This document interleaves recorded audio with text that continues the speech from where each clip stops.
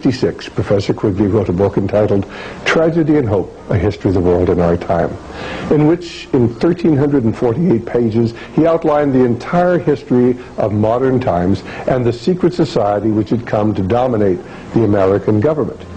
The book was published by Macmillan Company. In fact, it was so revealing that almost immediately the publishing house was bought up, and someone who worked for the new publisher destroyed the plates to the first half of Professor Quigley's book.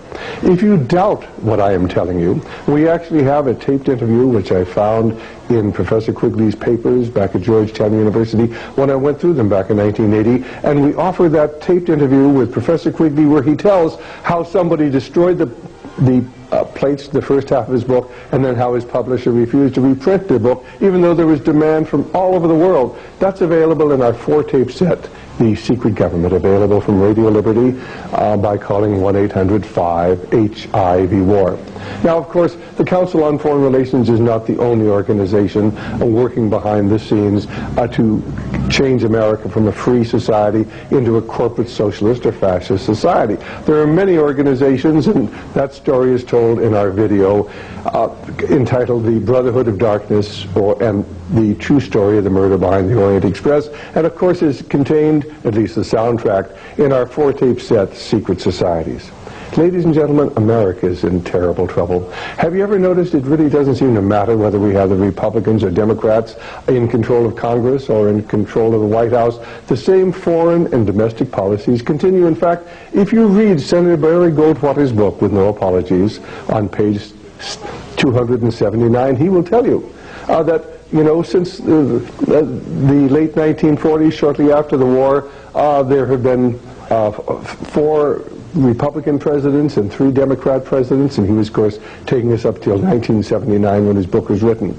And he said, you know, other than the first 7 years of the Eisenhower administration, it didn't matter whether the Republicans or Democrats were in control of the White House because we had the same identical foreign policy.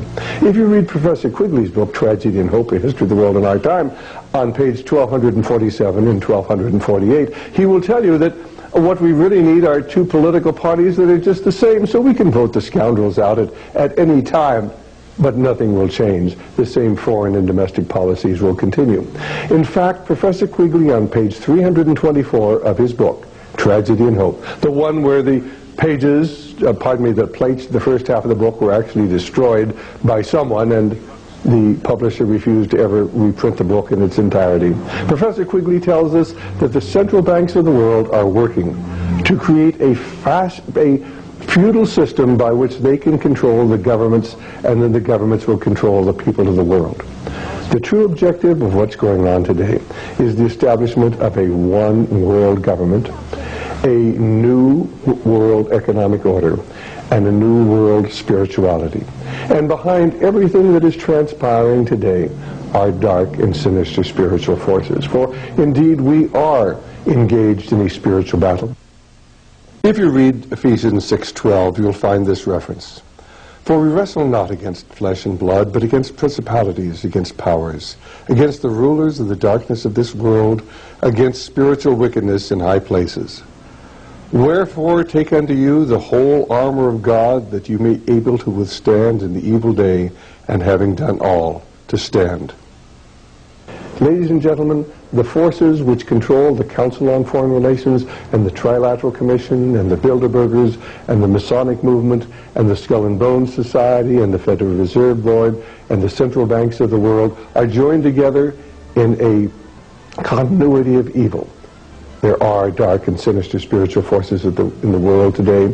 They have financed communism since its inception. They financed Adolf Hitler.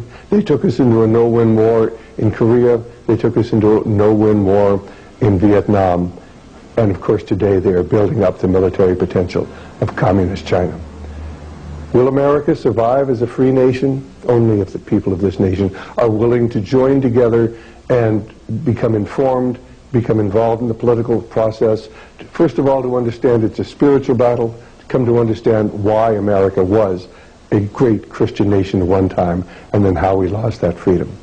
We are told by Abraham Lincoln And this is what he wrote back, or what he said back at the Lyceum in Springfield, Illinois, in about 1840. At what point should we expect the approach of danger? By what means should we fortify ourselves against it? Should we expect some transatlantic giant to step the ocean and crush us with a blow? Never. All the armies of Europe and Asia combined could never by force take a drink from the Ohio or make a mark on the Blue Ridge. Then at what point should we expect the approach of danger? And I answer, if it ever reaches, it must spring among us, it can never come from abroad. If destruction be our lot, we ourselves must be its authors and its finishers. As a nation of free men, we should live on through all time or die by suicide. And then let me close with that wonderful quotation from James Russell Lowell, written in 1844, and this is what he wrote. Once to every man and nation comes the moment to decide, in that strife of truth with falsehood for the good or evil side. Some great cause, God's new Messiah, offering each the bloom or blight, and the strife goes on forever, twixt the darkness and the light. Then to side with truth is noble, ere to share her wretched crust, ere her cause brings faith, fame, and fortune, and is 'tis prosperous to be just. Then it is the brave man chooses, while the coward stands aside, until the multitudes make virtue of the faith they have denied. Though the cause of evil prospers, yet his truth alone is strong. Though our portion be the scaffold, and upon the throne be wrong. But that scaffold sways the future, for in the dim unknown standeth God within the shadows, keeping watch above his own.